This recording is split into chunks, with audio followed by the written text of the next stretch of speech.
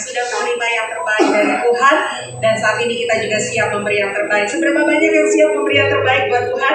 Boleh beri tepuk tangan yang paling meriah sore hari ini. Sekarang kita bangkit berdiri Bapak Ibu Saudara di hadapan Tuhan. Hati kami melimpah dengan ucapan syukur sore hari ini Bapa, sebab kami merespon kebaikan-Mu yang tiada habis-habisnya di dalam kehidupan kami, sehingga kami ada sebagaimana kami ada. Itu semua karena pertolongan Tuhan. Kami mau menikmati hadirat-Mu dalam peribadatan sore hari ini ya Bapa, dan kami mengaminkan bahwa Roh-Mu hadir di tengah-tengah kami.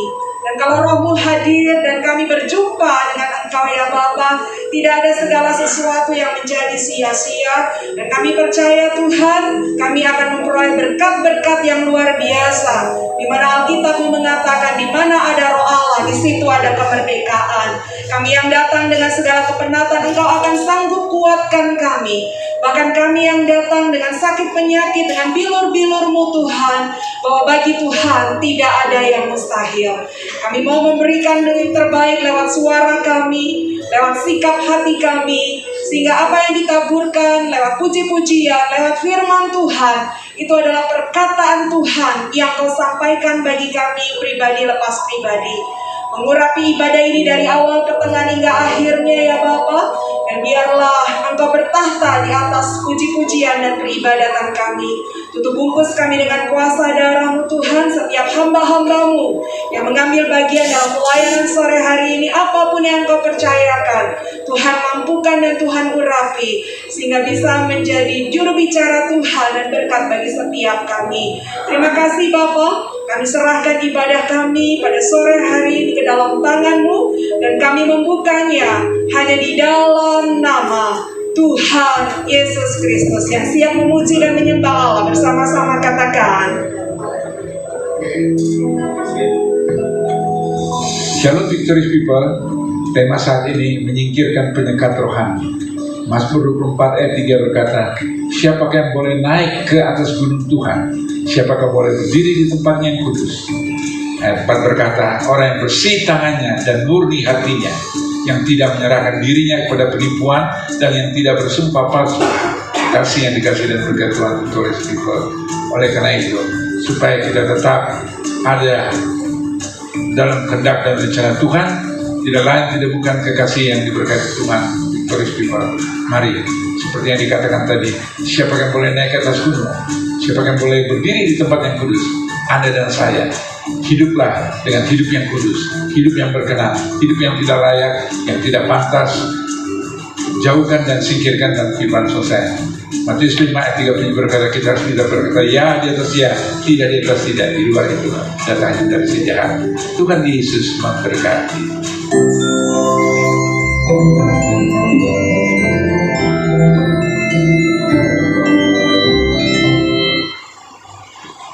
Puji Tuhan. Shalom.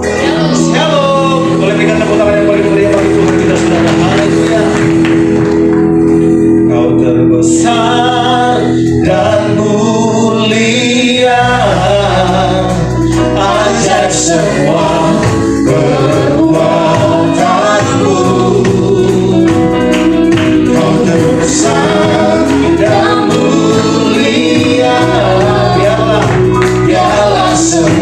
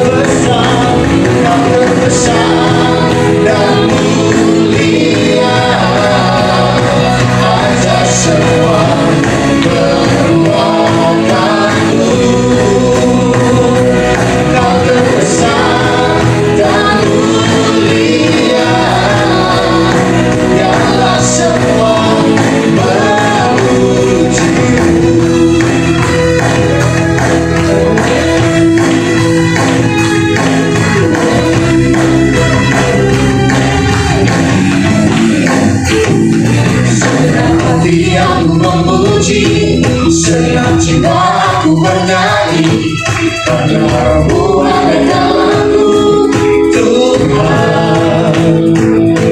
Ku angkat tanganku memuji, ku angkat suara bernyanyi, karena Kamu ada dalamku, Tuhan.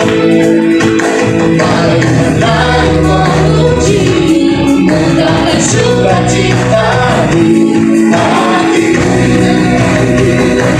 Kau terbesar dan mulia, ajar semua perbuatanmu.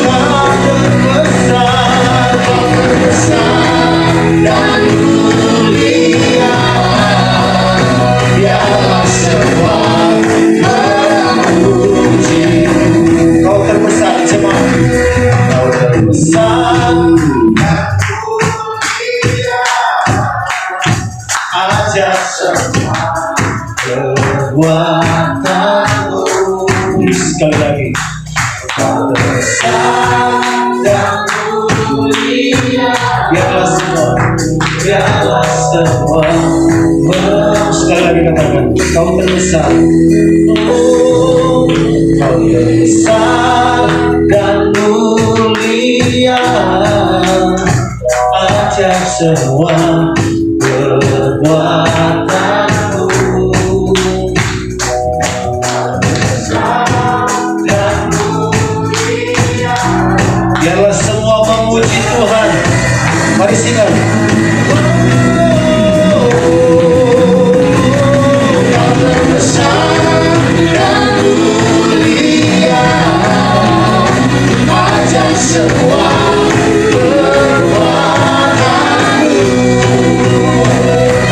Kau terbesar dan mulia, biarlah semua memuji. Biarlah semua memuji.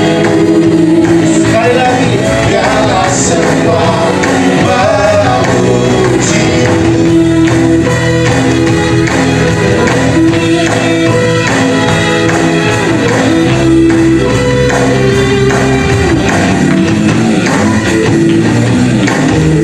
Berikan tepuk tangan yang mulia bagi Tuhan kita saudara. Haleluya. Puji Tuhan, siap untuk kembali Bapak Ibu Saudara. Biarlah setiap yang bernafas memuji Tuhan. Oleh sebab itu, setiap kita yang bernafas hari ini, mari kita masuk ke dalam hadirat Tuhan. Bawa setiap pujianmu, bawa setiap korban syukurmu di hadapan Tuhan.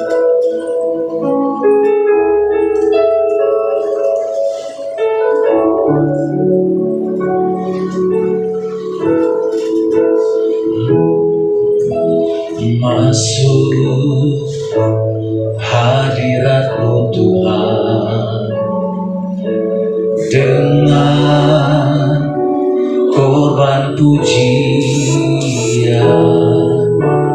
Masuk hadirat-Mu Tuhan, berhiaskan kekudusan.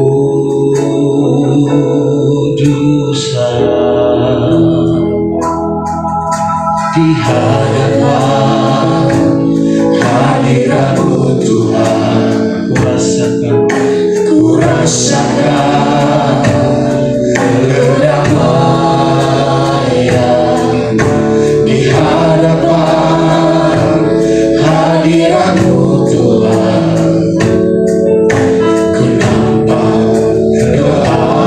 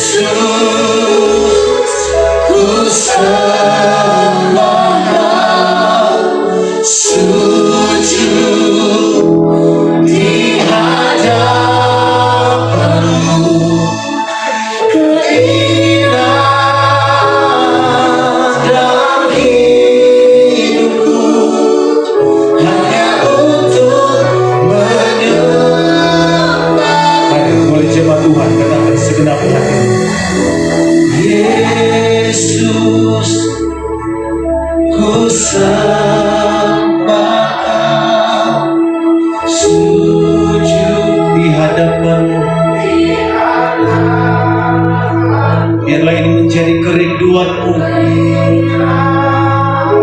dalam hidupmu. Biarlah menyenangkan Dia selalu. Sekali lagi katakan, mari panggil Dia segenap hati, Yesus.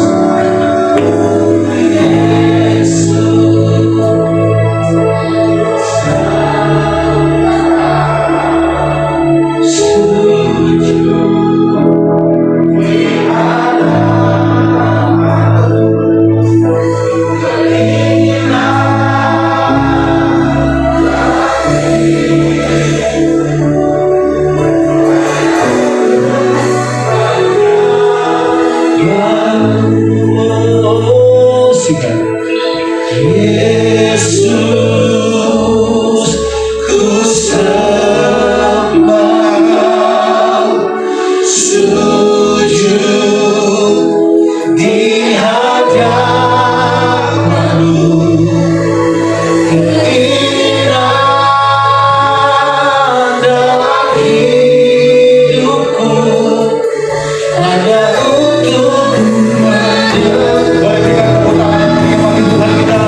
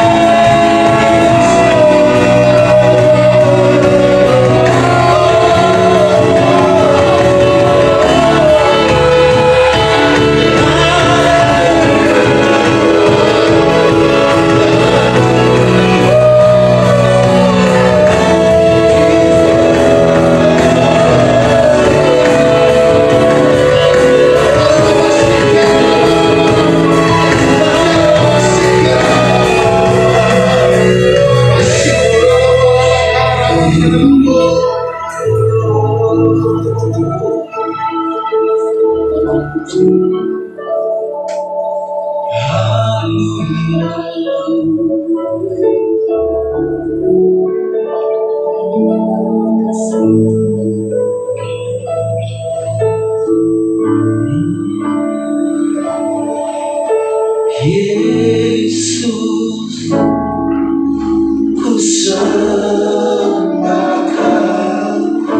sujud di hadapan-Mu, ku hina dalam hidupku hanya untuk menyembah. Mari kita bangkit berdiri bersama-sama. Nama Yesus. Yesus, sembah Dia. Ku sembahkan, sujud di hadapan-Mu, kehilangan hidupku hanya untuk menyembah. Mari boleh jemaat Tuhan lebih keras katakan suara Yesus. Yesus, kami sembah Tuhan, sujud di hadapan-Mu.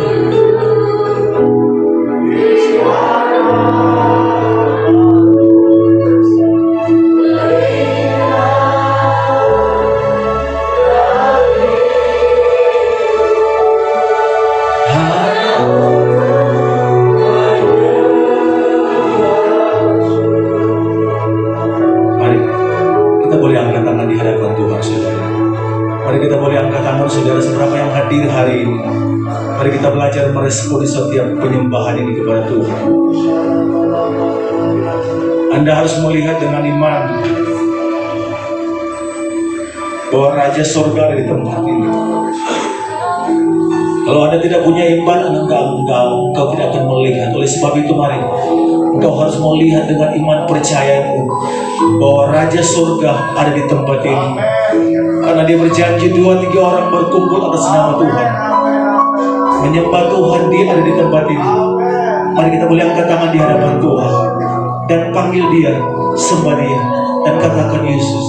Oh Yesus, Yesus, ku sembahkan,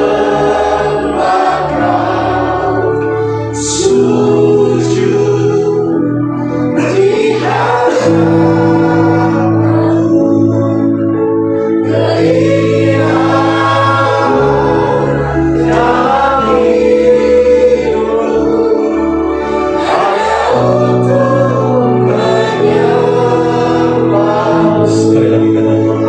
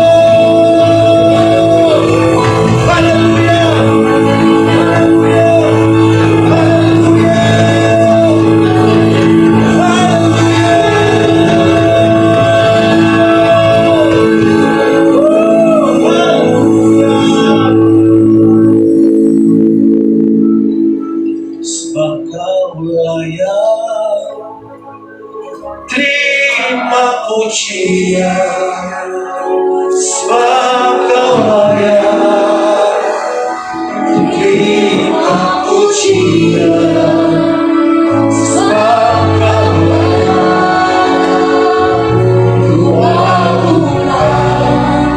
Yesus, Raja di atas segala raja. Sebab Kau layak. Terima pujian, sebab Kau layak. Terima pujian, sebab Kau layak.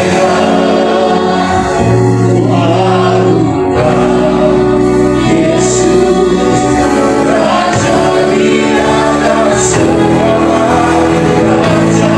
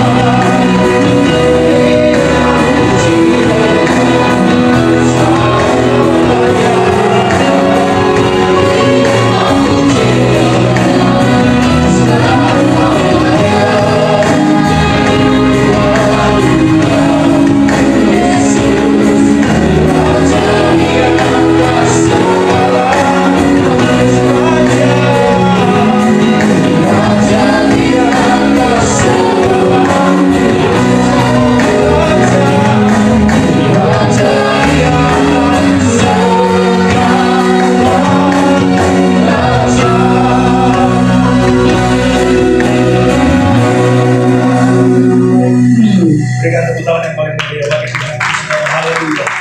Terpujilah Engkau Tuhan Yesus Kristus. Engkau layak menerima setiap pujian, hormat, kuasa dari kekal sampai kekal. Kita yang percaya kedatangan bersama-sama. Berikan tepuk tangan yang paling meriah bagi Tuhan kita, saudara. Haleluya. Percayalah bahwa hidup kita penuh dengan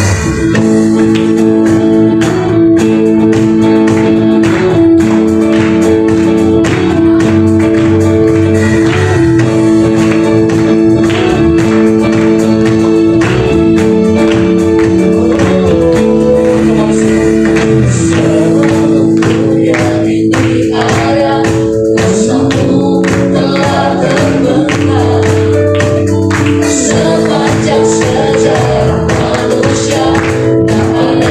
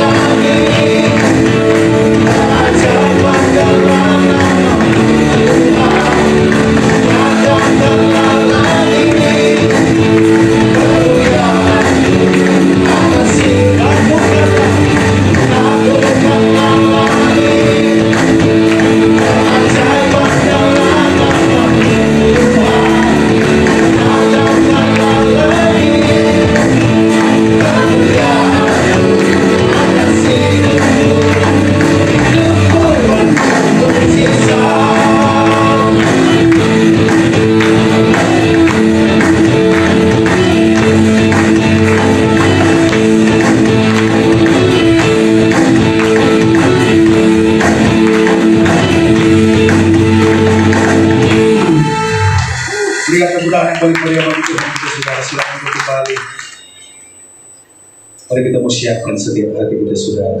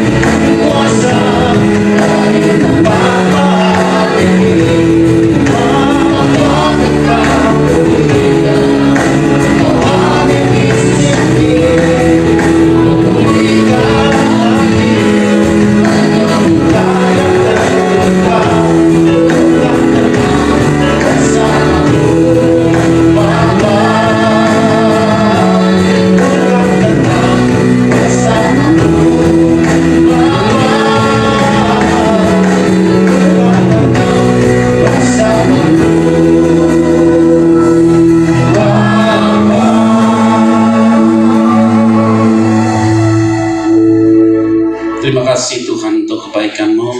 Dengan cuaca, kondisi apapun tidak akan pernah menghalangi kami datang ke rumah Tuhan. Dan kami bersyukur kesempatan ini adalah kesempatan indah. Dan kesempatan ini adalah kairos ya Tuhan bagi kami.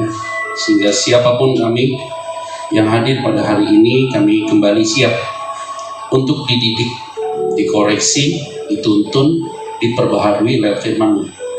Karena itu Tuhan yang berbicara bagi tiap kami masing-masing. Kuduskan hamba-Mu dan layakkan kami semua. Di dalam nama Tuhan Kristus kami berdoa dan mengucap syukur. Semua diberkati Tuhan. Bersama saya katakan, silakan duduk.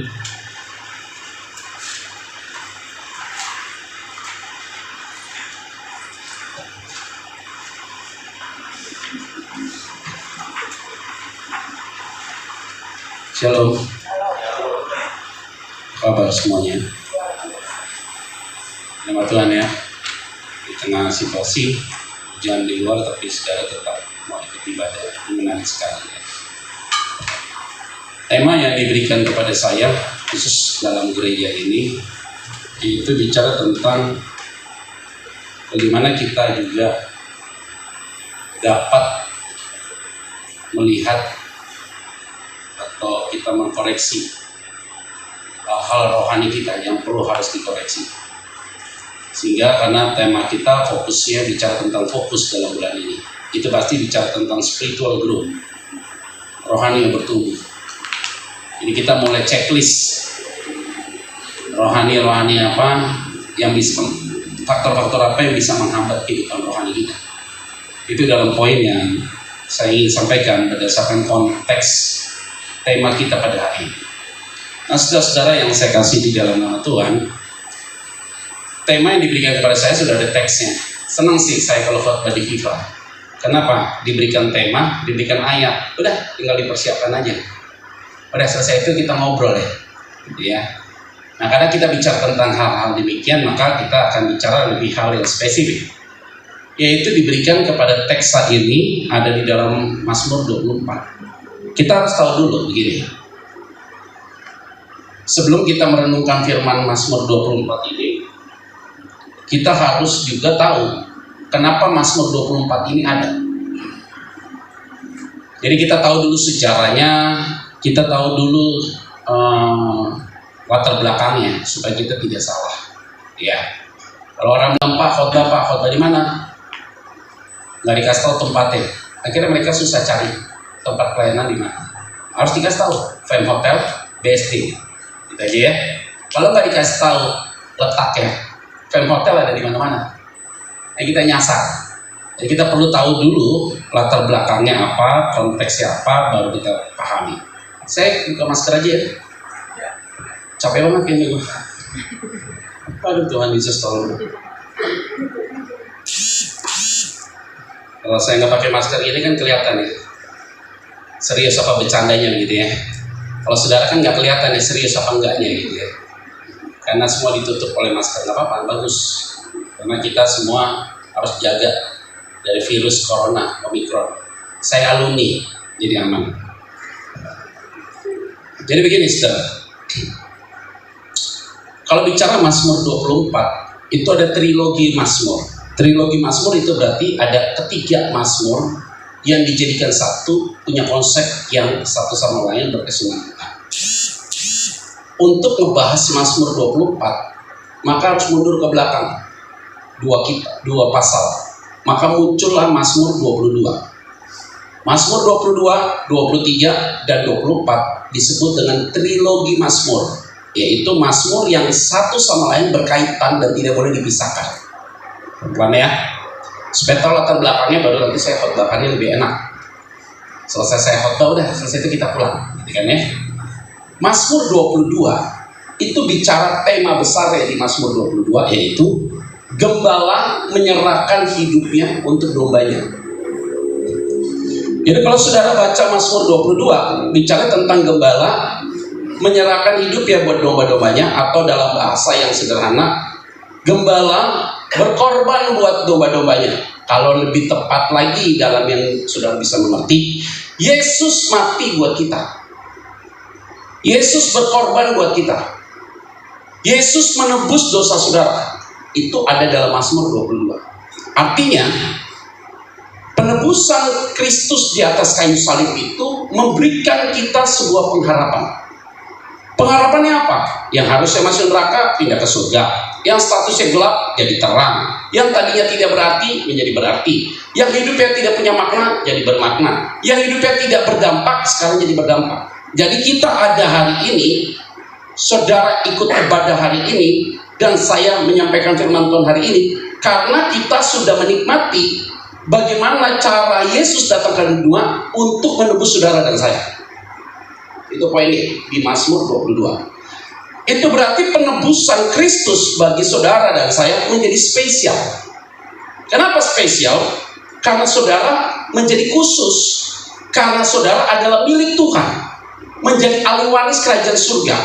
Namamu ada dalam buku kehidupan. Namamu sudah ada dalam hati Dia. Sebelum engkau lahir dari kandungan ibumu, Tuhan sudah mengenal engkau. Itu jauh sebelum engkau berpikir datang ke dunia. Sebelum engkau berpikir engkau lahir dari keluarga apapun, Tuhan sudah memilih kita. Itu ada dalam kitab Yeremia. Jadi penebusan itu menjadi spesial karena saudara buktinya ada dalam ruangan ini. Kalau saudara tidak hadir dalam ruangan ini, artinya kalau saudara tidak merasakan penebusan, tidak mungkin saudara hadir dalam ruangan ini. Dan tidak mungkin saya melayani di tempat ini. Karena melayani, otomatis dia sudah merasakan penebusan daripada Tuhan. Engkau mau cari Tuhan di tengah hujan, pandemi, Omikron lagi tinggi, mau datang begini, ini bukan nekat. Tapi karena saudara sudah merasakan karya Tuhan dalam hidupmu. Mazmur 22. Setelah Mazmur 22 muncullah Mazmur 23.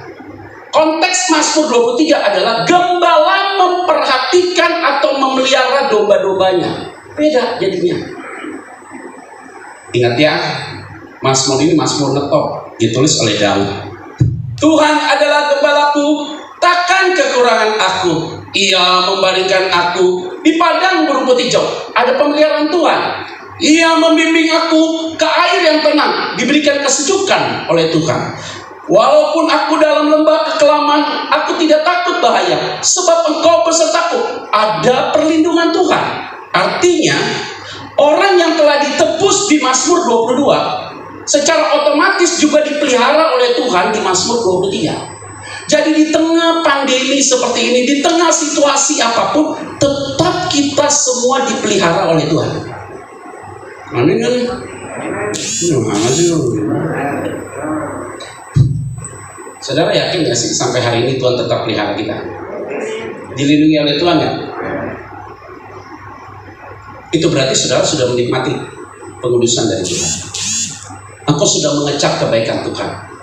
Di tengah-tengah situasi ini ada aja tuh cara berkat Tuhan untuk tolong kita. Kita nggak jadi minta-minta, tapi justru diberkati oleh Tuhan. Pemeliharaan Tuhan. Mazmur 23 itu menjadi spesifik. Baru masuk ke Mazmur 24 yang akan kita khotbahkan ini, yang saya akan khotbahkan, bukan kita, saya. Saudara dengar. Jadi Mazmur 22, gembala menyerahkan nyawanya untuk domba-dombanya. Mazmur 23, gembala memelihara domba-dombanya, naik level. Mazmur 24, gembala akan datang kedua kali untuk menjemput saudara dan saya. Artinya, setelah kita ditebus dalam Mazmur 22, dipelihara dalam Mazmur 23, maka Tuhan yang memelihara hidup kita berjanji, di rumah Bapakku banyak tempat tinggal. Nanti aku datang ke sini untuk menjemput engkau, supaya di mana aku berada, kamu pun berada. Itulah Mazmur 24 tentang Raja Damai yang akan datang. Itu berarti bicara tentang akhir hidup dunia ini. Habis. Karena temanya adalah bagaimana kita melihat kehidupan kita, rohani kita yang nggak benar itu harus dipulihkan supaya kehidupan rohani kita meningkat. Ternyata dalam konteks Mazmur 24 ayat 1 sampai 10 itu cerita demi cerita dan akhirnya ketemu tentang syarat-syarat pribadi yang siap menyambut kedatangan Dia untuk menjemput kita ketika Dia datang kedua kali. Yaitu siapa? Ada di dalam Mazmur 24. Itu yang akan kita bahas. Yuk, oke, kita akan sekarang bahas. Udah tahu ya konteksnya? Baru kita bahas. Mazmur 24 ayat pertama sampai 10 kita akan baca. Yuk. Ada? Nggak ada. Di sini di mana? Mau ada? Mau ada kita nggak? Udah ada di depan. Kita baca yuk. 1, 2, 3 ya. Mazmur udah stop. Titik. Itu berarti Mazmur ini ditulis oleh Daud. Jadi pengalaman Daud sebagai raja yang melihat kebesaran Tuhan dan bagaimana cara dia menerapkan hidupnya supaya dia layak di hadapan Tuhan, itulah ditulis oleh Daud. Ini adalah Mazmur Daud. Kita baca sekali lagi ayat yang pertama. 1, 2, 3 ya. Mazmur Daud. Tuhanlah yang mempunyai bumi serta segala isinya dan dunia serta yang ada. Hebat ya. Apa yang kita bisa dapat?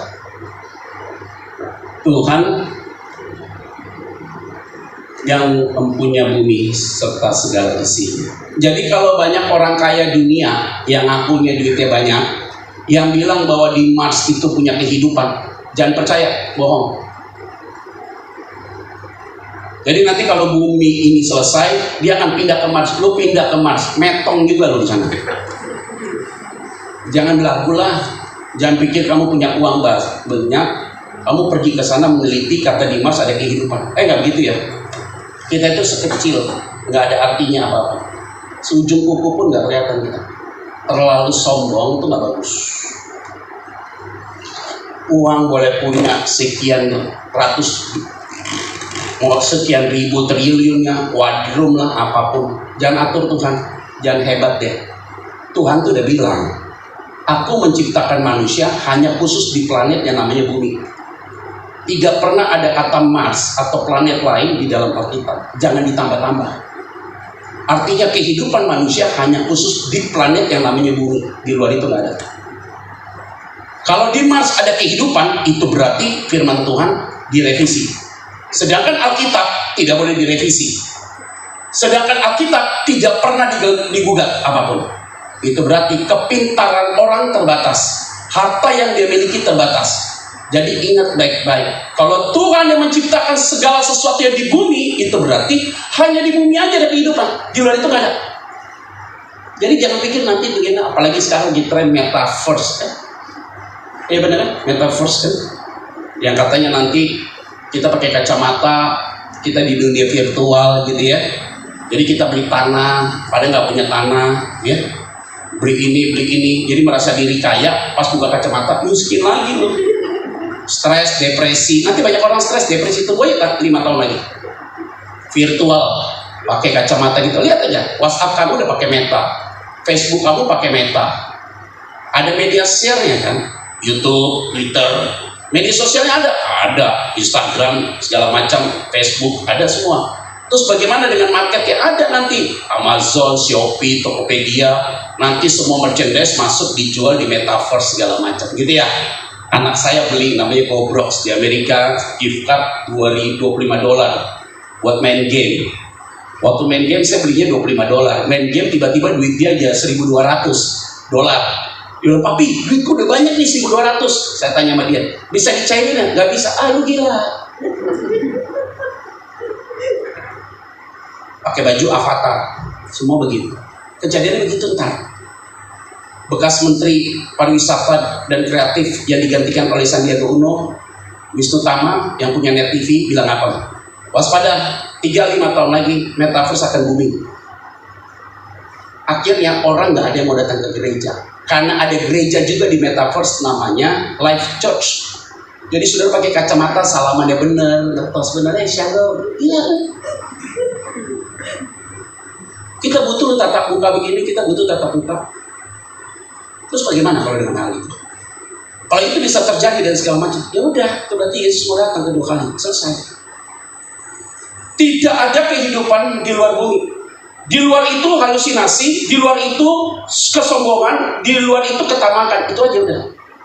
Di dalam dunia ini hanya hidup ada di dalam bumi, selesai itu nggak ada.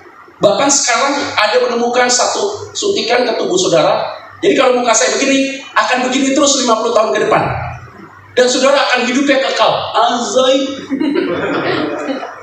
Lu mau hidup selamanya? Gue sih gak mau. Untuk apa hidup selamanya? Nggak capek ya? Tapi saya gak nantang kematian.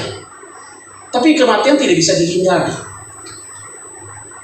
Alkitab bilang apa dalam pengkhotbah? Berbahagialah mereka yang sudah metong. Metong itu mati. Berbahagia lagi mereka yang belum diciptakan. Karena ketika kamu hidup, kamu masih melihat orang jahat. Mau hidupmu, gak usah lihat orang jahat. Mau hidupmu supaya gak khawatir, metong.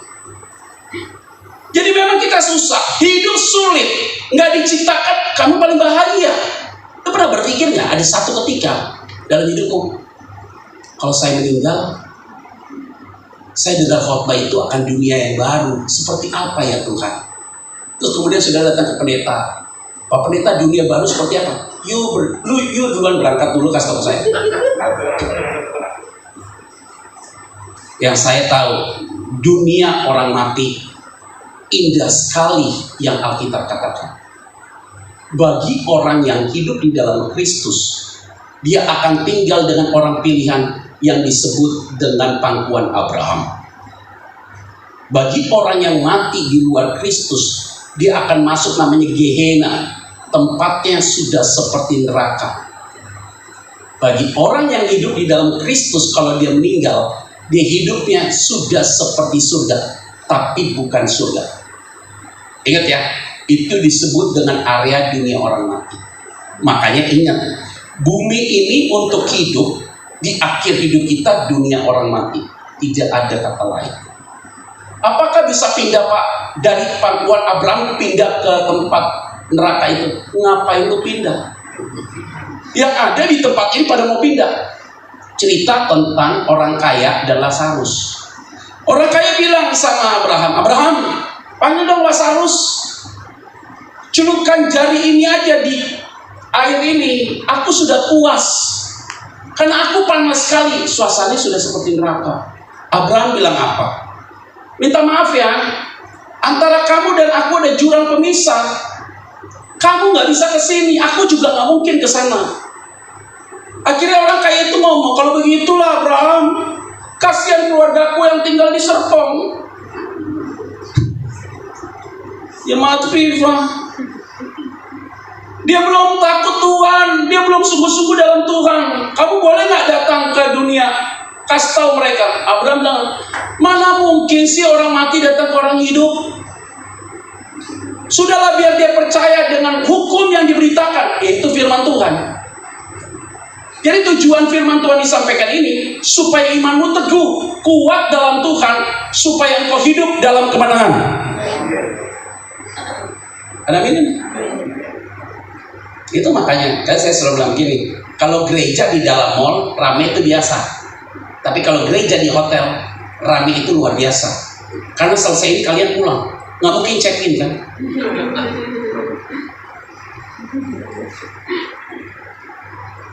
Kalau di mall orang selesai itu bisa lunch, bisa dinner bareng. Saudara kan niat kan datang ke gereja, niat. Selesai ini pulang.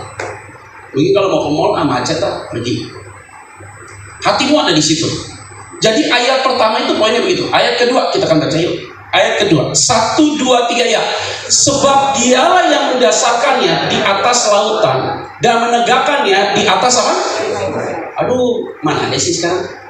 Bumi, daratan, lautan, sungai-sungai, dia yang atur semua bro. Tidak ada yang atur, semua dia yang atur. Jadi kita santai-santai saja, nggak usah terlalu pusing. Ayat 3 kita akan baca yuk. 1, 2, 3 ya.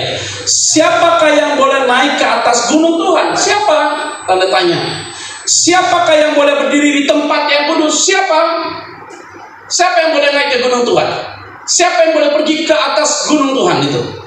Ke tempat yang kudus. Ayat 4. Yuk kita baca 1, 2, 3 ya. Orang yang bersih apa? Stop. Orang yang bersih apa? Poin pertama, orang yang bersih tangannya adalah orang yang layak naik ke tempat yang kudus ya Tuhan. Dan dia siap menyambut kedatangan Sang Gembala Agung itu.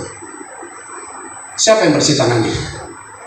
Yang tidak berperilaku curang, yang tidak pakai tangan orang untuk menjatuhkan orang lain, yang tidak pakai tangan orang lain untuk menghancurkan karir orang lain. Jangan main-main sama Tuhan. Kalau tanganmu kotor, hidupmu penuh dengan tidak kedamaian. Hati-hati nih tangan yang kotor nih. Kerja boleh dengan cara yang benar. Saya bilang sama istri, jangan ambil uangnya Tuhan 1 rupiah pun. Nanti Tuhan marah. Saya masih ingat waktu pelayanan di salah satu gereja sekian tahun yang lalu, bukan FIFA, gereja lain. Dulu kan kalau persembahan itu kan kotak kayak kantong persembahan kan bulat gede ya. Itu nakal tuh jemaat tuh. Sudah dilihat sama pengurus gereja, ini gelagatnya ada yang gak benar sama di jemaat. Dia seolah-olah masukin persembahan, tapi tangannya naik masuknya segini, setengah, ngapain ngorek gitu. 8 tahun yang lalu kan orang kasih persembahan masih ada 1.000 perak. Masih ada 1.000 perak. Dia ngambil tuh, sekali ngambil berapa banyak? Gak ketahui, mungkin dapatnya 2.000. ditangkap sama majelis, dibawa sidang. Kenapa ambil bagiannya? Ya buat makan Pak. Untuk apa sih begitu? Makan duitnya Tuhan, nggak jadi apa-apa kita. Keluarga susah, hidup susah. Uang kecil, masalah besar, ribet kita hari ini. Yang lebih ngeri lagi hitung persembahan. Karena duitnya banyak, persembahan itu dihitung nggak habis-habis. CCTV nggak terlalu kelihatan. Dia belagain jatuhin ke persembahan, masukin ke bawah meja. Setelah orang pergi baru diambil di bawah meja. Dan itu ketahuan. Untuk apa begitu? Kita ini nggak boleh ya. Yang bukan bagian kita jangan diambil. Kita tuh menikmati aja berkat daripada Tuhan. Untuk apa engkau berperilaku curang, memeras orang lain dengan tanganmu? Untuk apa? Jangan. Kalau engkau mau bekerja tulus-tulus saja, berkat Tuhan selalu hadir buat engkau. Amin ya nih? Jangan ngambil bukan porsi kita lah, jangan diciting-citing. Ini tangan bahaya nih, citing-citing ambil. Udahlah, ambil untung boleh nggak? Boleh. Nggak ada yang salah kalau ambil untung, boleh. Orang kalau ngambil untung bisnis boleh, boleh. Yakobus bilang apa? Aku mau pergi ke kota ini, kota itu. Oke, berapa lama? Sekian hari. Oke, 3 tahun. Oke, selesai itu lu ngapain di sana? Berdagang. Untuk apa lu berdagang? Dapat untung. Baca kita. Yakobus 4:13-17. Orang dagang dapat untung boleh. Yang nggak boleh apa? Ambil dagangan orang, jual buat orang lain. Itu yang nggak boleh. Nyuri namanya. Saudara beli modal 200. Lu mau untung 600 juga nggak apa-apa. Karena itu daganganmu. Karena yang lain jualnya 1000, kamu modalnya 200, jual 600 nggak apa-apa, masih lebih murah daripada pasaran. Dapat untung nggak apa-apa. Ya nggak boleh apa? Curi punya orang, itu nggak boleh. Hati-hati ya. Hari ini kita menikmati dari pekerjaan yang lurus-lurus saja. Tidak pernah Tuhan tinggalkan engkau. Dia selalu pelihara hidupnya. Ada amin ya nih? Santai-santai aja. Usah repot. Ngapain sih tangan terlalu kotor? Masih ingat cerita Kain dan Habel? Itu kan Kain dan Habel apa yang terjadi? Kain bunuh Habel dengan cara pembunuhan berencana loh. Bagaimana gak berencana? Habel diterima persembahannya, Kain gak diterima. Iri dia. Ngeliat Habel diterima, dibawa jalan. Ayo dek, jalannya dek. Ayo bro, jalan bro. Dibawa pergi dipukul, metong Habel. Langsung Allah ketemu sama Kain bilang gini, Kain, kenapa mukamu gak berseri kalau engkau berbuat baik? Hebat itu Allah ngomong begitu. Kenapa mukamu gak berseri kalau engkau buat baik? Hati-hati loh Kain, iblis sedang mengintip, dosa sedang mengintip di hatimu. Orang itu kalau mukanya gak benar, dapatnya juga gak bagus. Di mana adikmu? Kain jawabnya apa? Emang aku penjaga adikku? Darahnya baru ini ngomong sama saya loh. Kaget dia langsung. Kain kaget. Tuhan, jangan ada orang yang membunuh aku. Bunuh orang berani, mau dibunuh takut. Oke, saya kasih tanda ya sama kamu, Kain. Di kepalamu aku kasih tanda. Tidak ada satu orang pun yang mampu untuk membunuh kamu. Tapi ingat Kain, semua yang kamu kerjakan dengan tanganmu saya kasih tahu, tidak ada yang menghasilkan. Itu sakit bagi saya. Kamu nggak dibunuh, dibiarkan hidup, tapi apapun yang kau kerjakan tidak dibuat Tuhan berhasil. Itu sakit. Itu sama aja dibunuh pelan-pelan. Lu kerja apapun nggak dapat apa-apa. Buat ini gagal, buat itu gagal, buat ini gagal, buat ini gagal. Tanganmu penuh dengan darah. Kotor tanganmu itu. Kalau tangan kita benar, bersih, kita kerja apa aja jadi duit. Pegang alat ini jadi duit. Iyalah selesai itu dijual. Pegang TV jadi duit. Pegang apapun yang kau buat jadi duit. Kenapa? Tanganmu bersih. Orang kalau tangannya bersih, bisnis apapun pasti diberkati Tuhan. Kayaknya pebisnis semua. Kalau saudara bersih tanganmu, apa yang kau pegang tidak mungkin tidak diberkati Tuhan. Amin nggak nih? Pegang apapun jadi duit loh saudara. Aduh Pak, gue bingung lu Pak sama tuh orang temen gue. Kenapa? Usaha apapun diberkati Tuhan. Coba lu cek hidupnya dia. Cek hidupnya, wah Pak luar biasa Pak. Takut Tuhan, memberi tidak perlu diekspos. Hari Minggu dagangannya tutup Pak. Padahal hari Minggu dagangannya itu paling ramai, dibuat tutup sama dia. Kenapa dibuat tutup? Waktunya ibadah. Minggu tutup, semua tutup, hebat banget. Saya baru pulang pelayanan dari Amerika, terus kemudian ada satu restoran namanya Kick Chicken. Itu yang punya orang Kristen. Hari Minggu tutup, tapi Senin sampai Sabtu orang ngantri nggak pernah berhenti. Saya pesen ayamnya biasa aja.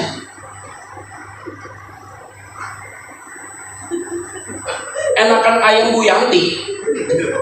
Tapi kenapa dia bisa jadi enak dan orang ngantri? Berkat Tuhan itu luar biasa. Ya, kalau kerja bagiannya benar, kerja apapun, tidak mungkin Tuhan tinggalkan engkau. Dia pasti berkati saudara. Pegang apapun jadi berkat. Kalau kita ada sesuatu tangan kita yang kotor, bersihkan dulu. Supaya apa? Supaya berkat Tuhan tidak terhambat buat engkau, tapi Tuhan selalu pelihara hidupmu. Yang setuju katakan. Dengan tepuk tangannya buat Tuhan. Ayat yang keempat, sekali lagi kita baca yuk. 4. Bacanya dari awal lagi ya. 1, 2, 3 ya. Orang yang bersih tangannya dan apa?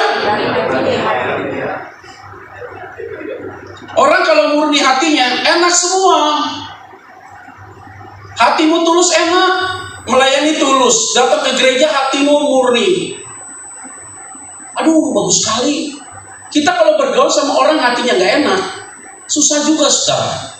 Saya begini contoh ya. Saya ada rumah nih di BSD yang tempat saya tinggal sekarang. Mau saya cari tahu ya di mana? Pokoknya di sini lah BSD. Rumah itu saya mau cat karena ya udah hampir 5 tahun tinggal, kayaknya nggak dicat gitu. Jadi kita cat lah. Kita punya langganan tukang yang selalu kerja itu rapi, apik, teliti, bersih. Kalau dia kerja itu sampah-sampah nyaris nggak kelihatan. Kayaknya ini orang nggak kerja, tapi hasilnya kelihatan kerja. Orangnya lembut, jarang ngomong, dijawab, ditanya jawabannya selalu aman. Pak, buat dulu anggarannya berapa? Baru kasih tahu saya setuju atau tidak. Udahlah Pak, kita kan langganan.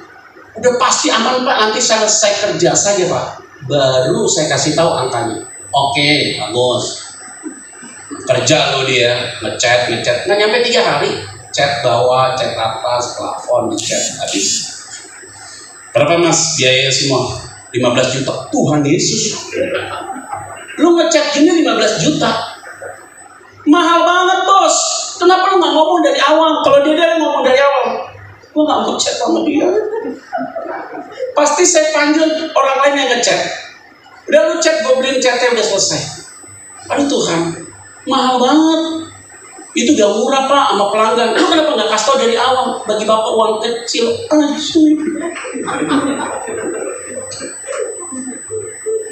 Lu mau nawar, dia nggak mau turun, nggak mau bayar. Apa kata dunia? Ternyata dia cerita mencemati Pak Petra nggak bayar chat.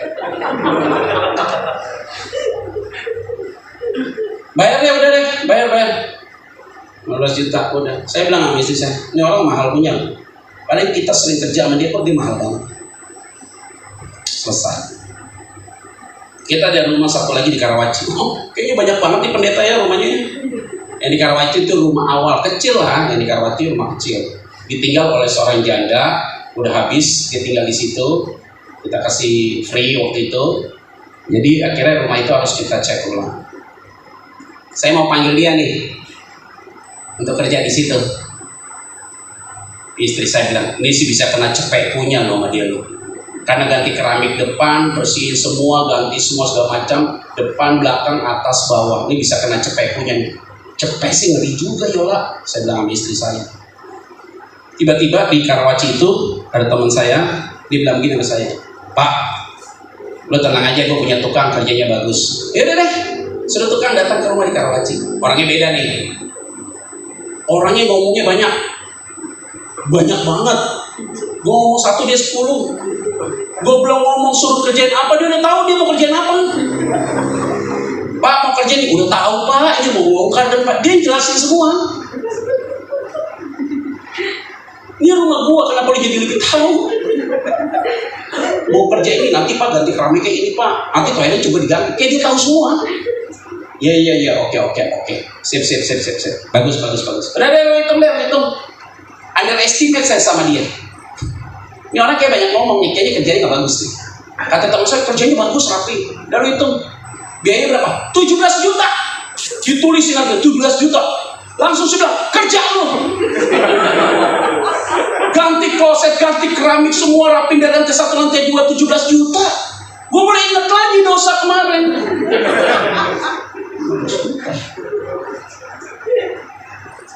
Dia kerja 17 juta.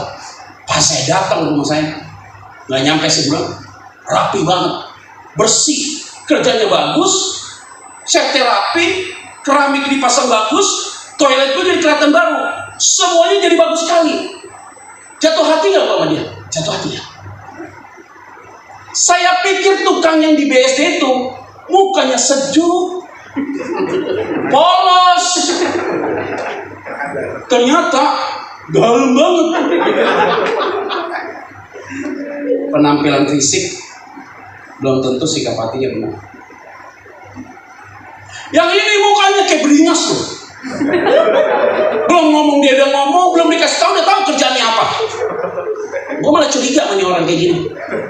Tapi sampai hari ini rumah saya pagi dinyalain lampunya, malam dimatikan, tiap hari disapu. Masih kelihatan rumah itu kayak ada orang yang tinggal. Padahal gue nggak bayar apapun. Tenang Pak, aku yang urus. Kira-kira saudara, akhirnya apa? Saya tidak mau melihat tampak luar orang. Yang saya mau lihat cara kerja dia apa. Akan kelihatan hatinya murni atau tidak. Muka boleh, gua nggak mau terusin. Tapi kalau dia bekerja benar, jalan. Muka kelihatannya polos, kerjanya nggak benar. Untuk apa? Hatimu harus murni dulu. Kalau hatimu murni, dari perilaku tindakanmu akan kelihatan kamu orang baik. Jangan bilang saya ini orang tulus, jangan ngomong. Karena yang tahu tulus orang lain, bukan kamu dari pernyataanmu. Hari ini orang yang hatinya murni, ingat baik-baik. Sebelum engkau berbuat, Tuhan sudah berbuat yang terbaik buat saudara. Amin.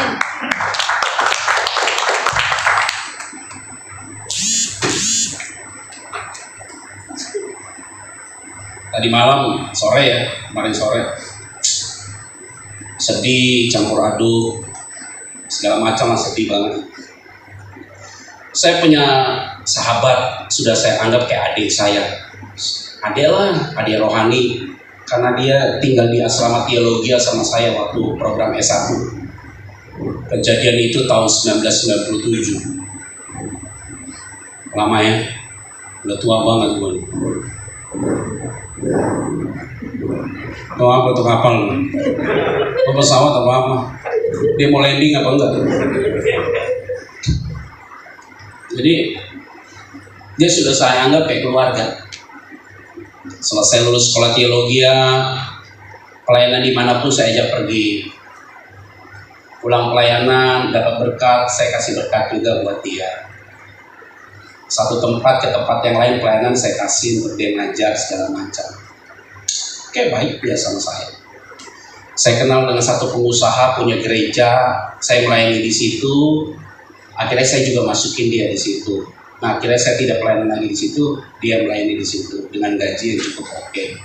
Dapat fasilitas, bisa pergi ke Israel, bisa menikmati kebaikan Tuhan. Bagus, orang baik.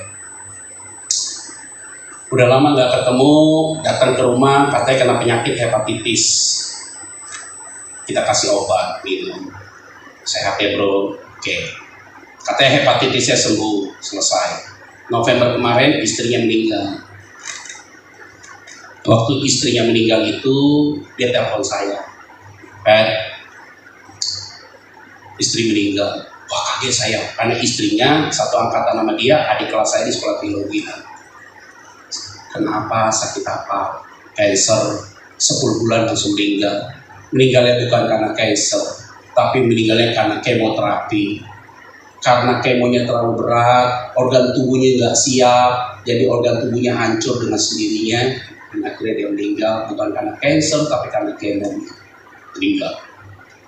Dia nangis di telepon, dia bilang, "Pet, gue punya dosa sama lu terlalu banyak." Kaget saya. Dosa apa lu sama gue?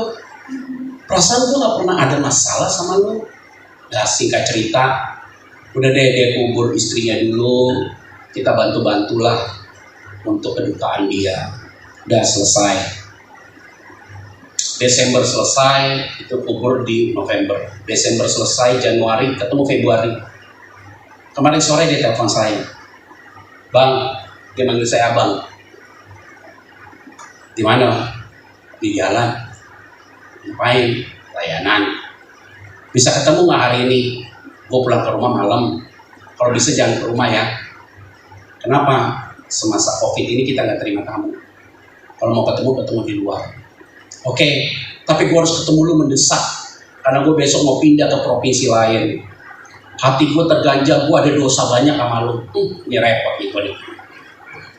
Ya udah deh, oke, kita ketemu. Pulang sampai rumah, mandi, ganti celana pendek, pakai kaos. Di dekat rumah saya tuh ada tempat ngopi. Udah, lo ketemu di tempat ngopi itu, dia datang. Dia datang pakai mobilnya. Dia turun dari mobil, jalan goyang, mau jatuh. Lu kenapa nih?" Dia pegang badan saya, peluk. "Gue kena autoimun, Pet, matanya kabur," pegang begini. Karena badannya itu akan goyang kalau suhunya berubah. Contoh, kalau dia pasang AC 20 derajat di mobil kan dingin, keluar dari mobil kan panas, langsung dia berubah suhu cuaca gitu, bumi kayak keputar lah, bumi itu kayak terbelah dua, dan itu durasinya 10 menit. Dia tunggu tenang dulu, menyesuaikan, baru bisa. Kalau dia udah menyesuaikan dunia udara luar, baru dia bisa jalan. Tapi jalan tertati-tati begini. Umurnya di bawah saya, lebih muda 6 tahun. Kena autoimun, dengan bahasa kedokterannya apa dia sebut, gue udah gak mau ingat. "Duduk. Lo mau minum apa?" "Gue gak boleh nyentuh gula, gue gak boleh nyentuh tepung." "Ya lu mau makan apa?" "Teh tawar aja minum deh." "Udah ya, oke. Singkongnya enak." Udah, ngobrol lah kita berdua. Gue datang ke sini mau ngaku dosa sama lu. Nangis dia tiba-tiba. "Istri gue meninggal karena gue dosa sama lu." Kaget saya. "Lu buat dosa apa sama gue? Coba lu cerita sama gue, apa dosa lu?" Sedih juga saya. Dia bilang, "Apa mas saya? Waktu lu kenalin gue sama pengusaha pelayanan, gue jelekin lu di pengusaha itu, makanya lu gak pernah lagi diundang di situ. Memang semenjak dia masuk, saya gak pernah lagi khotbah di situ. Tapi bagi saya kan biasa, kan gue gak kekurangan pelayanan. Satu ditutup, gereja lain gue masih pelayanan. Bagi saya gak ada masalah. Karena dia satu-satunya pelayanan di situ, kalau ditutup ya dia selesai, dapurnya di situ. Saya kan pelayanan di beberapa gereja, di sekolah teologi saya ngajar. Jadi bagi saya itu udah gak apa-apa, gak ada masalah, saya nating tulus. Gue jelek-jelekin lu di situ, gue tahu lu gak begitu, tapi gue jelek-jelekin lu, gue rasa, gue tusuk lu dari dalam. Ini peristiwa 10 tahun yang lalu, bro. Lu masih ingat sampai hari ini? Itu yang gue simpan, gue sampai ketemu lu, gue tahu itu lu lewat, gue gak mau tegur lu. Karena gue punya perasaan bersalah. Karena gue gak ngerasa itu salah, tapi dia ngerasa itu tertuduh. Selesai. Terus apa hubungannya sama istri lu meninggal? Kok gue dikait-kaitin? Gini Pak, istri gue kerja di BSD, di salah satu sekolah internasional. Dia kerja jadi guru, gajinya besar. Dia kewalahan ngurus kerjaan itu. Akhirnya kita hire satu orang. Di-hire lah seorang perempuan yang gue kenal. Gue kasih rekomendasi untuk kerja bareng sama istri gue. Akhirnya dia kerja sama istri gue kan. Waktu dia kerja sama istri saya, baru 3 bulan dia tusuk istri saya dari dalam. Dia jelekin istri saya ke owner dan segala macam. Akhirnya istri saya downgrade, turun posisi jabatannya. Sakit hati sama perempuan ini kan. Dia sakit hati, dia simpan, muncullah cancer. Dan akhirnya dia di kemo. Waktu dia sakit hati gitu, gue langsung ingat gue lakukan itu ke lu. Sekarang itu terjadi ke istri gue. Wow, di waktu ngomong kayak gitu, gue gak ada pikir apa-apa. Gue tahu lu orangnya gak simpen masalah itu. Jadi apa yang harus gue buat? Lu ngampuni gue gak? Gue aja gak tahu itu salah. Bagi gue feel free bos. Gue udah pernah disakiti orang berapa kali. Istri gue pernah dituduh hamil di luar nikah gara-gara gue. Gue gak tersinggung sama orang itu. Bahkan sampai istri gue melahirkan ternyata dihitung pas 9 bulan. Istri lagi hamil anak kedua, gue ditendang dari pelayanan bro. Fasilitas ditarik, gaji di stop, duit gue tinggal 2 juta. Istri gue harus melahirkan anak kedua. Gue gak sakit hati. Itu real di depan mata gue. Gue peluk orang-orang itu, gue bilang apa? Gue sayang sama kalian dan gue berkati kalian. Gue gak sakit hati. Apalagi lu yang ngomong di belakang gak nyampe ke gue. Bagaimana gue sakit hati? Yang di depan mata gue aja terang-terang tusuk gue dari depan mata. Gue ampuni dia. Apalagi lu. Masalah ini bro, lu udah gue anggap adik gue udah ampuni lu. Tapi Tuhan ingatkan gue untuk penyelesaian sama Petra. Istrinya bilang lu harus selesaikan sama Petra. Wah dia perlu, saya berdoa lu. Gue berdoa gemeter lu. Aduh, apa urusannya istrinya metong gara-gara gue nih. Campur aduk perasaan saya tadi malam. Tiba-tiba saya dapat tema khotbah ini. Baru saya lihat, bro, gue kasih tahu, hati lu baik banget. Hati lu tuh hati yang baik, mulia banget. Lu mau datang sama gue. Hari ini gue berdoa, gue yakin lu sembuh total, dan gue yakin kelak lu dapat teman hidup, dan lu akan bangun keluarga yang baru. Keluarga lu diberkati Tuhan, pelayanan lu diberkati Tuhan. Dia bilang, jangan kayak, kenapa? Gue udah janji sama istri gue gak mau nikah lagi. Ya elah lebay banget.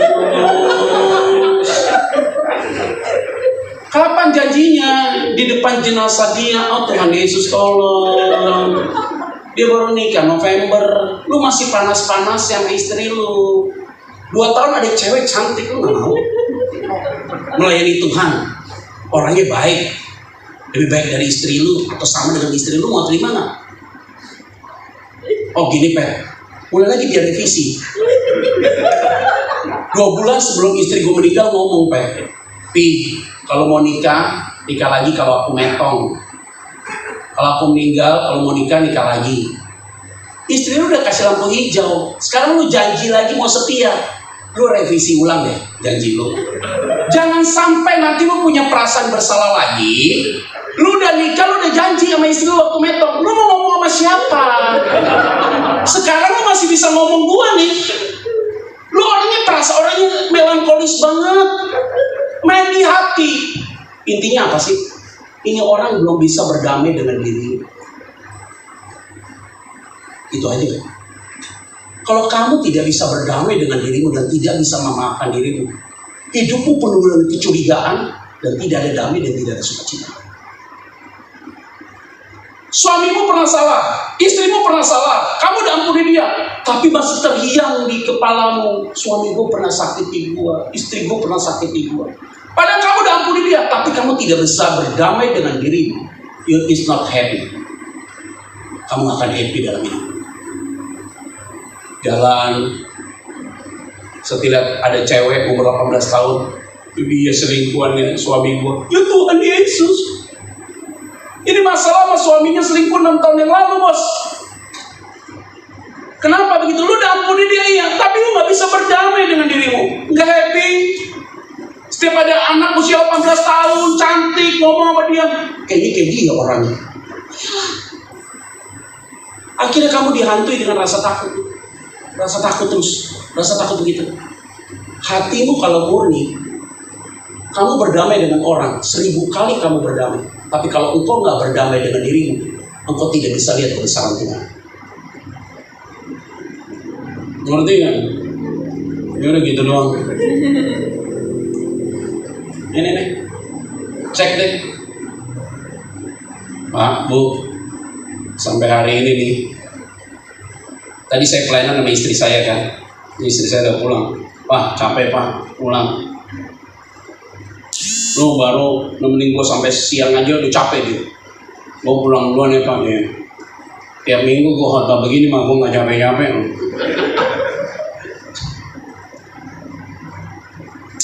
Saya tanya istri saya 14 tahun nikah sama dia. Ma, pernah nggak dalam pernikahan ini gue cerita nama satu orang yang gue benci dalam hidup gue? Ada nggak gue pernah ceritain? Lu jujur ya, 14 tahun lu tinggal satu kamar sama gue 24 jam. Satu rumah. Pernah nggak ada satu nama yang selalu gue sebut dalam hidup gue sampai hari ini gak tuntas? Ada nggak? Nggak ada. Sekarang saya tanya sama kamu. Selama 14 tahun kita menikah, sudah berapa kali kita disakiti orang? Coba kasih tau saya. Banyak. Saya tanya balik sama dia. Lu simpan nggak nama itu? Enggak. Kenapa? Karena istri saya juga nggak pernah sebut nama-nama itu. Feel free, enjoy. Feeling saya cuma sederhana. Dia boleh sakiti gue, it's okay, nggak apa-apa. Tapi satu hal, gue tidak akan pernah berhenti untuk mengampuni lu dan berkati lu. Makanya hari ini saya diberkati Tuhan. Saya ketemu orang yang jatuhkan saya, hajar saya, tusuk saya dari depan. Bukan dari belakang, dari depan. Saya ketemu dia, saya peluk. Dia udah big brother. Dia hitam, putih mukanya langsung. Hitam, mukanya putih, darah nggak naik. Kamu ada orang berbuat jahat sama kamu buat baik sama dia. Kamu tahu bara api di atas kepala orang. Berkatmu meningkat. Tulus saja hati murni. Tapi biasanya selesai khotbah gini, saudara akan dipertemukan sama orang pernah sakiti saudara. Gua harap dia ada di lobi hotel. Mau tegur nggak? Pas ketemu dia di lobi hotel, ya Pak Petra salah khotbah nih. Ini orang ada di depan mata gue lagi. Tapi dia nggak lihat saudara, tapi saudara lihat dia. Baru dengar khotbah nih hari ini. Kira-kira kamu mau salam dia nggak? Kalau kamu ngumpet di toilet, kenapa Pak di toiletmu? Tahu tadi mau kencing, itu stres namanya. Berkatmu nggak akan jauh. Berkatmu akan jauh terus. Tapi kalau kamu ketemu nanti di lobi hotel ada orang itu salah, Tuhan berkat. Mereh. Pas masuk mobil kurang ajar.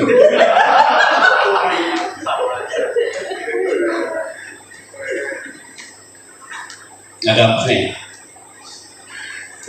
Nggak gampang ya. Saudara yang masih pacaran apapun sekarang udah nikah, apinya lebih enak waktu pacaran apa udah nikah? Itu pacaran ya. Pas sudah nikah, saudara ngomong sama pasangan, gue mau deh kembali waktu masa pacaran itu yang greget-greget. Pas nikah udah gak ada greget lagi kan? Maka tidur itu, tempat tidur pakai setrum di bawah.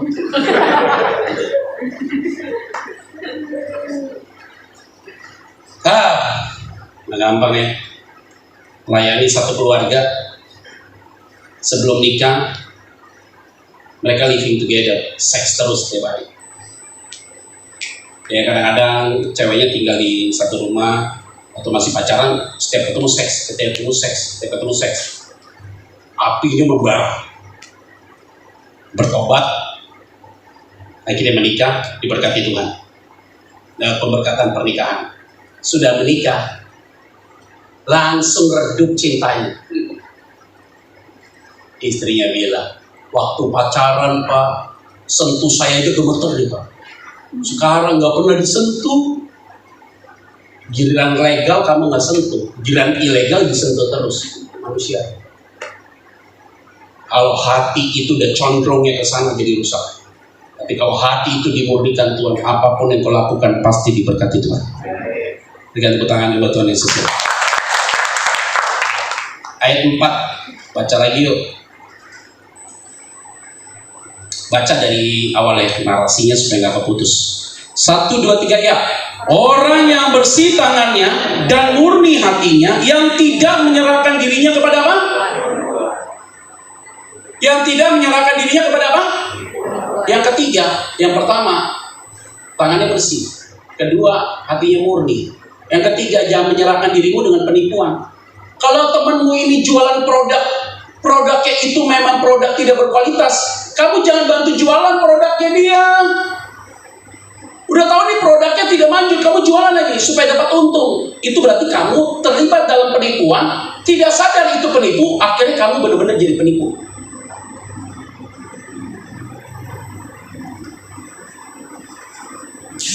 Kalau produk itu nggak bagus, bilang nggak bagus. Kadang-kadang kalau kita makan di restoran unik ya. Jadi kita makan di restoran nih, pagi sore itu, Padang enak banget deh. Badak western, ayam pope dasarnya masih teringat di kepala gue. 5 potong. Tanya dong sama si mbaknya itu kan, Mbak, makanan yang paling favorit, yang paling enak di sini apa? Jawaban dia apa? Semuanya enak. Wah, lu bener. Sampai dia bilang yang ini doang paling enak. Gue pecat nih orang model kayak begini. Semuanya enak Pak. Ada yang lebih enak Pak. Soto Padangnya mantap. Ini pelayan benar. Tapi kalau bilang soto Padangnya paling mantap, semuanya biasa aja Pak. Gue pulang loh.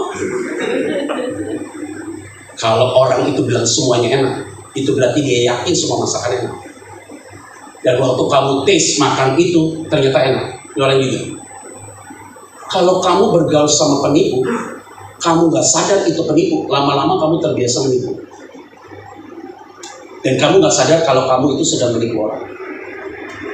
Sadarnya nanti ketika dipanggil polisi baru sadar kalau kamu itu penipu. Ayat 4 terakhir. Kita baca dari awal. 1, 2, 3 ya. Orang yang bersih tangannya dan murni hatinya, yang tidak menyerahkan dirinya kepada apa?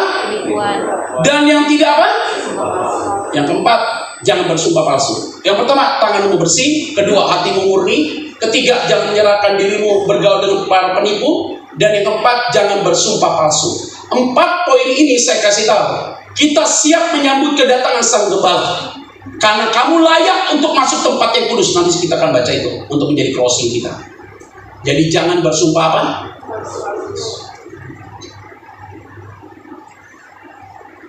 Ini sekarang orang Kristen unik. Pacaran, ketahuan cowoknya pergi sama orang lain, Beb,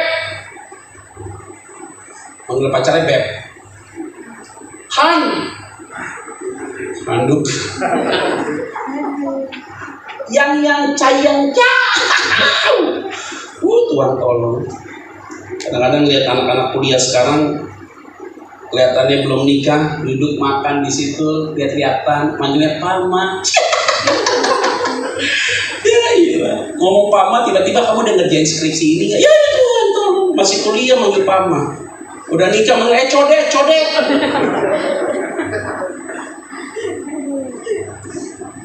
Ketahuan lakinya pergi sama cewek lain. Beb, kamu pergi sama cewek lain nih? Lakinya, demi Tuhan enggak, ciailah, bawa nama Tuhan. Demi Tuhan aku cinta padamu, pret lah. Saya kasih tahu ya bagi kita semua ya, jangan sekali-kali demi Tuhan untuk masalah hal-hal itu. Katakan ya untuk sebuah kebenaran, katakan tidak untuk sebuah ketidakbenaran. Lebih daripada itu nggak boleh. Nggak boleh dikit-dikit dompet hilang, siapa yang ngambil? Demi Tuhan gua mau ngambil. Yang ngomong itu biasa yang ngambil. Nggak boleh pakai nama demi Tuhan, dan tidak boleh bersumpah dalam nama Tuhan. Sumpah janji itu hanya bisa dilakukan 2 hal: pembaptisan dan pemberkatan pernikahan. Lain itu Pak. Jadi kalau dikit-dikit sumpah demi itu nggak boleh kita. Di luar begitu kita nggak boleh. Jangan bawa-bawa nama Tuhan dalam masalah teknis. Maka hari ini semua yang hadir dalam ruangan ini, kalau 4 poin ini bisa diikutin, maka dapat impactnya ayat yang kelima. Yuk ayat yang kelima kita akan baca yuk. 5, 1, 2, 3 ya. Dialah yang akan menerima apa? Dari Tuhan dan keadilan dari Allah yang menyelamatkan apa? Pasti dia menerima berkat dan dia menerima keadilan dari Tuhan.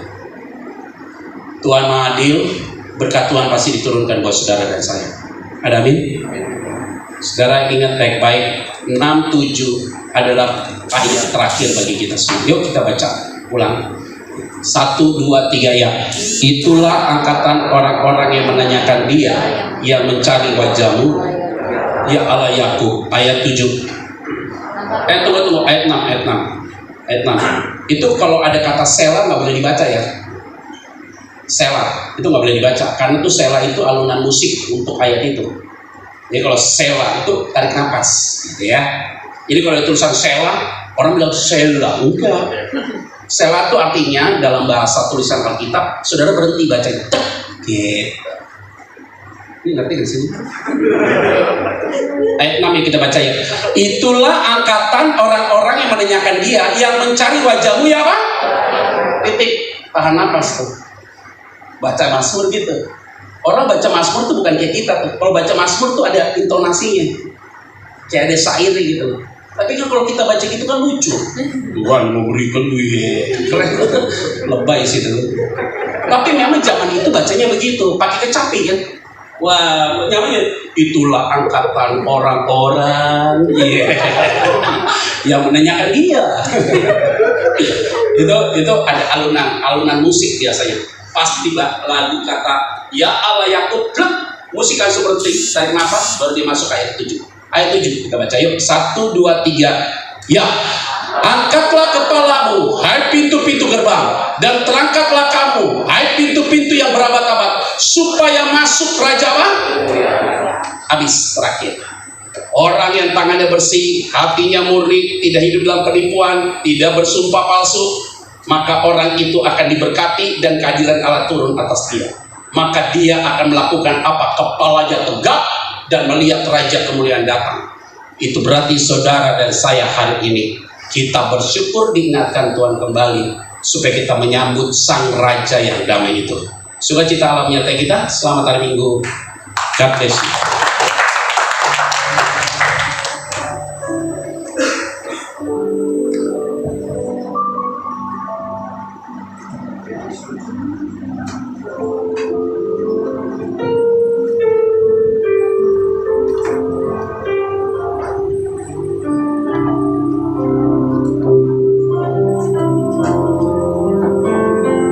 Kita semua bangkit berdiri. Sujud di altarnya, ku bawa hidupku, ku terima anugerahnya yang mengampuniku dan bebaskanku. Dia ubah hidupku, barui hatiku, sesuatu terjadi saat datang di altarnya.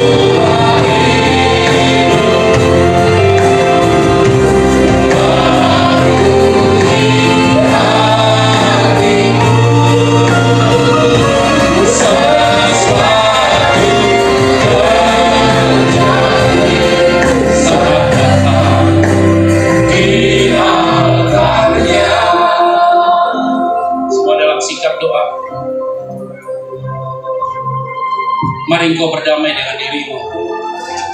Kalau engkau nggak berdamai dengan dirimu, kita mengalami kesulitan terus setiap saat. Tidak ada damai, tidak ada sukacita, hidup dalam ikatan. Setiap hari engkau bergumul. Maka hari ini, ketika engkau mau berdamai dengan dirimu dan Tuhan, Tuhan akan pasti memberkati saudara dan memberikan perlindungan khusus bagi saudara. Dia adil, dia menjaga saudara. Saya mau berdoa, siapapun hari ini yang mau dipulihkan hatinya, saya mau berdoa. Tangan kananmu di dada saja saya mau berdoa. Kami tahu, karena setiap tangan yang taruh di dada dengan hati yang tulus dan apa adanya, maka sesuatu yang besar akan terjadi dalam hidup dia. Pemulihan akan terjadi dalam hidup mereka. Tidak ada satupun yang tidak dipulihkan hatinya oleh Tuhan. Kami belajar untuk melepaskan beban itu, dan kami mau sama seperti apa yang Tuhan ajarkan hari ini. Tuhan berkati setiap tangan ke atas ini, di dada ini, supaya mereka semua dipulihkan oleh Tuhan. Satu persatu dipulihkan Tuhan. Terima kasih Tuhan. Semua yang ada di tempat ini, angkat kedua tanganmu. Terima kasih. Biarlah semua pribadi yang hadir di tempat ini, kami dipegang terus oleh Tuhan. Dijaga terus, dilindungi oleh Tuhan dan dipelihara oleh Tuhan. Berkati setiap kami masing-masing. Di dalam nama Tuhan Yesus Kristus, kami berdoa dan mengucap syukur. Semua diberkati Tuhan bersama saya katakan, amin. Silakan untuk kembali, kita sudah diberkati oleh firman Tuhan. Kita akan berikan persembahan syukur kita.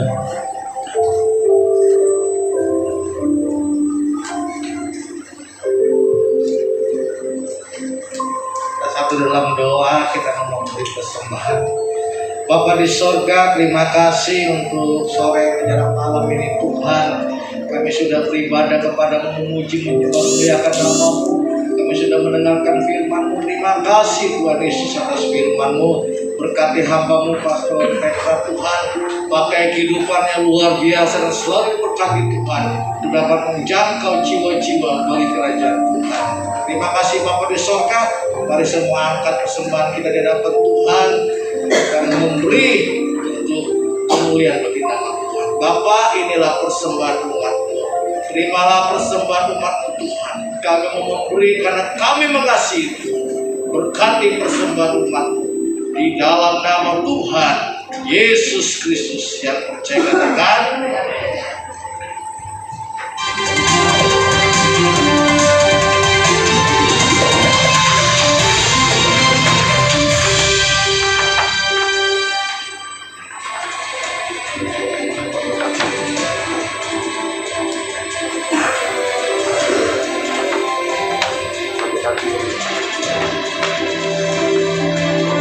Shalom jemaat Tuhan GBI Victorious Family. Kami mengajak saudara untuk bergabung dalam kegiatan Victorious Home. Dalam kegiatan ini, saudara dapat saling bertegur sapa dan mengikuti fellowship dalam komunitas Victorious Family melalui Zoom. Untuk itu, kami mengajak saudara ikut dalam Victorious Home dengan jadwal yang ditampilkan di layar. Bagi saudara yang rindu dengan kebersamaan keluarga besar GBI Victorious Family, dapat menghubungi YMGS atau pelayan Tuhan di wilayah saudara beribadah. Dalam kesempatan ini, kami juga mengajak wanita-wanita GBI Victorious Family. Mari bergabung dalam kegiatan Victorious Woman. Dalam kegiatan ini, Anda dapat saling mengenal lebih dekat, mendengarkan kesaksian dari saudara-saudara Sema. Victorious Woman diadakan setiap hari Rabu pukul 16 waktu Indonesia Barat. Untuk informasi lebih lanjut, dapat menghubungi WA Sekretariat GBI Victorious Family yang ditampilkan berikut ini. Tuhan Yesus memberkati.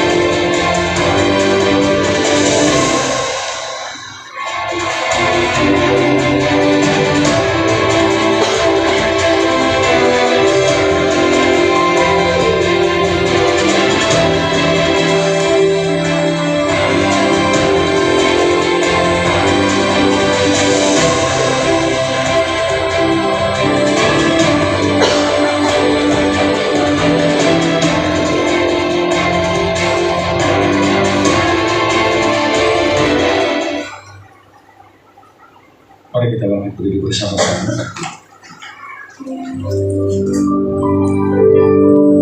Terima kasih Yesusku, buat anugerah yang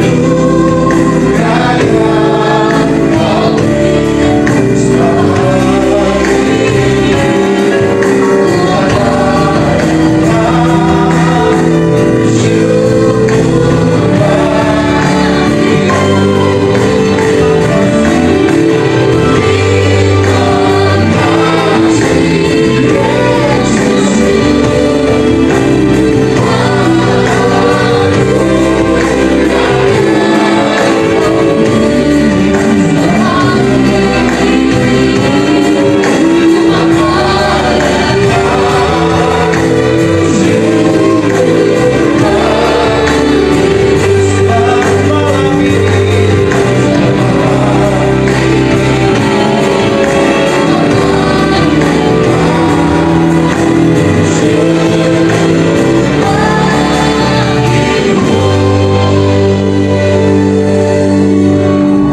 Kami mengucap syukur untuk setiap kebaikan Tuhan yang kami terima di dalam ibadah malam hari ini Bapa. Setiap pesan-pesan Tuhan yang adalah benih tumbuh dalam hati dan pikiran kami. Roh Kudus mampukan kami bahwa setiap perkataan Tuhan yang kami terima, kami akan lakukan dalam kehidupan sehari-hari, dan kami akan menikmati berkat-berkat Tuhan yang dijanjikan bagi setiap kami saat ini ya Bapa. Sebentar kami akan berpisah satu dengan yang lain, kembali menuju tempat kami masing-masing atau masing melakukan aktivitas yang lain. Apapun yang kami kerjakan, biarlah Tuhan senantiasa terlibat di dalamnya. Dan sebelum kami mengakhiri dan berpisah satu dengan yang lain, kami mau tutup dan materaikan ibadah ini dengan berkat Tuhan. Kekasih-kekasih Tuhan, arahkan hati dan pikiranmu dan terimalah berkat Tuhan. Diberkatilah keluar masukmu, diberkatilah setiap usaha dan apa yang kau lakukan di dalam Tuhan. Diberkatilah setiap tanah yang kau injak dengan kakimu, Tuhan akan berikan di dalam hidupmu. Sehingga kau akan terus naik dan tidak akan pernah turun, jadi kepala dan tidak jadi ekor. Kembalilah dan bawalah damai sejahtera dari Allah Bapa kita, cinta kasih di dalam Kristus Yesus, dan persekutuan Roh Kudusnya yang akan menuntun, memimpin, dan menyertai kita semua mulai malam hari ini sampai Maranatha. Yesus datang kali yang kedua menjemput kita di awan-awan kemuliaan. Kami terima berkat-Mu di dalam nama Tuhan Yesus Kristus. Yang percaya menerima berkat Tuhan bersama-sama katakan, Tuhan Yesus berkati. Sampai jumpa pada ibadah yang lainnya.